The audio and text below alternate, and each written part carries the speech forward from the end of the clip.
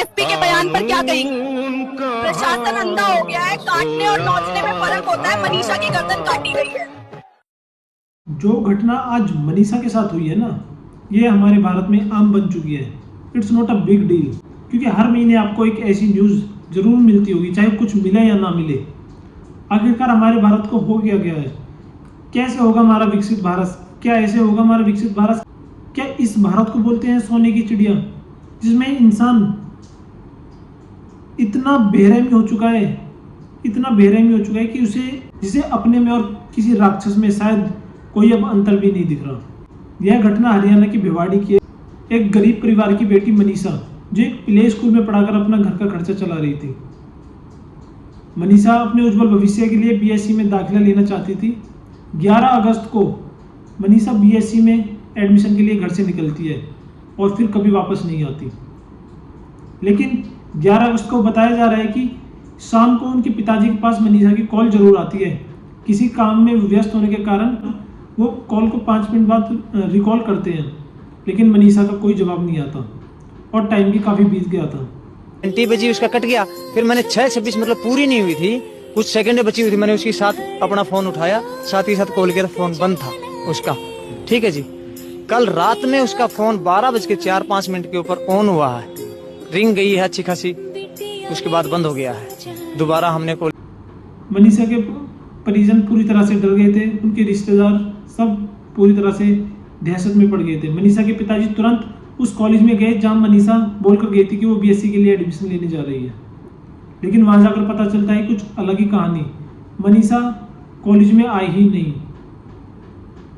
क्या मनीषा कॉलेज में आई थी? कॉलेज वाले झूठ बोल रहे हैं या सच में ही मनीषा कॉलेज में नहीं आई थी? लेकिन उनके परिजनों का कहना है उन्होंने सीसीटीवी चेक कराने के लिए बोले, जिसको कॉलेज वालों ने साफ इनकार कर दिया और बात को गोल मोल घुमाकर ये बोल दिया कि जब तक हमारे सीनियर नहीं आ जाते हैं हम सीसीटीवी चेक नहीं कराएंगे, और सीनियर आज आई नहीं है। मेरा आपसे एक छोटा सा क्वेश्चन है, आखिर एक लिमिट बता दीजिए कि और कितनी मनीषा को और हम खो, ऐसे कितनी हम अपनी बहन बेटी को ऐसे खो इन दरिंदों के हाथों से, जो इतने बेरहमी से, इंसान इतना बेरहमी कैसे हो सकता है? मनीषा का अगर आप पोस्टमार्टम सब देखोगे ना, मनीषा का ऐसा कोई पार्ट नहीं छोड़ा होगा जो कुचला नहीं गया हो। मैं इस बात आपको रिपोर्ट के अनुसार बता रहा हूँ। मनीषा का पोस्टमार्टम के लिए शव भेज दिया गया है। 13 अगस्त को उनका शव मिला था एक नहर के पास, और उनका शव जो है पोस्टमार्टम के लिए भेज दिया है। लेकिन पुलिस का कहना है कि ये एक सुसाइड केस है। लेकिन वहाँ पे बैठे सभी प्रदर्शन और मनीषा के परिजनों ने इसको बिल्कुल इनकार करते हुए बताया है कि हमें ये हरगिज मंजूर नहीं है, और हम ये दावे के साथ कह सकते हैं कि हमारी बेटी के साथ अथाह गलत हुआ है। देर रात एसपी सुमित कुमार उनका कहना है कि पोस्टमार्टम रिपोर्ट में मनीषा के शव में कीटनाशक पाया गया है, और जो उनका सुसाइड लेटर है उससे मनीषा की हैंडराइटिंग भी मैच हो रही है। अपनी गवर्नमेंट से हाथ जोड़ के, हरियाणा सरकार से और पूरे भारत से मैं यह रिक्वेस्ट करूंगा कि क्यों हम ऐसे हो चुके हैं, क्यों हर महीने, आप रिपोर्ट उठा के देख लीजिए, हर महीने की ये कहानी है, हर महीने, और हम ऐसी कितनी मनीषा को खोते रहेंगे। भारत क्यों सऊदी जैसा नियम इंडिया में नहीं लेके आ रहा? सिर्फ और सिर्फ वोट के चक्कर में। सबको अपने वोट की पड़ी है, सबको वोट चाहिए, चाहे ऐसी मनीषा डेली जाए या आए 30 दिन जाए, किसी को कोई फर्क नहीं पड़ता, क्योंकि जब तक अपनी नहीं जाती ना, तो दूसरों का दुख किसी को महसूस नहीं होता। पॉलिटिशियन सबको अपना वोट बैंक चाहिए, और 2 दिन 3 दिन प्रदर्शन करेंगे, और वो भी क्या करेंगे, सबको अपना काम भी तो करने हैं। कैंडल मार्च कर लेंगे, निकाल लेंगे, जस्टिस फॉर मनीषा बैनर छपा लेंगे और कैंडल मार्च लेके निकल जाएंगे। क्या होगा उससे? कुछ होगा? इन दरिंदों को बीच हरियाणा में खंबे पे खड़ा करके इन्हें फांसी दी जाए, और ये सबके लिए लागू कर दिया जाए, सबके लिए, चाहे कोई भी हो। एक वैलिड कि सबके सामने गुनहगारों को फांसी दी जाए, तभी इनकी आंख होगी, वरना बेल का नाम सुना है? बेल बनाई होने के लिए आपको पता ही होगी। इसलिए ये जो प्रोपोगंडा चल रहा है ना, ये पिछले काफ़ी सालों से, कि बॉडी के पार्ट्स काट काट के फेंक देना, और रुक भी नहीं रहे हैं। आप देख रहे हो, ऐसा नहीं है कि रुक रहे हो, आए तीसरे दिन केसेस मिलते रहते हैं।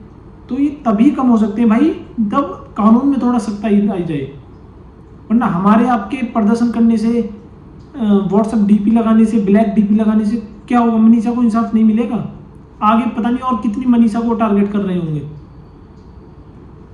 मेरा तो भाई यही रिक्वेस्ट है कि बीच हरियाणा में उन्हें फांसी लटकाई जाए, सबके सामने बीच, ताकि आगे 10 लोगों को भी आंख हो जाए, जो करने से पहले 100 दफा सोचे।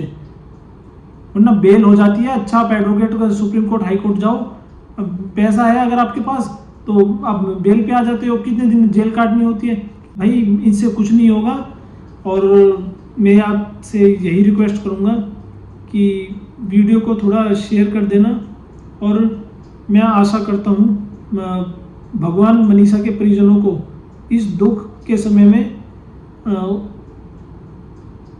समय से उमड़ने का उनका,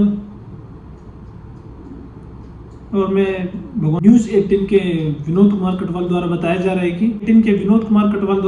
रहा है कि हरियाणा के सीएम ने भी इसकी घोर निंदा करते हुए, और कानून की लापरवाही के कारण जिंद, पानीपत के जैसे कई इलाकों में जमकर प्रदर्शन किया जा रहा है, और वहां पे बैठे प्रदर्शन करने वालों की सबने अपने आक्रोश जताया, निंदा करते हुए कहा है कि अगर यह ही बेटी किसी पॉलिटिशियन की या किसी बिजनेसमैन की होती तो अब तक शायद पता लग जाता, और कहे भी क्यों ना।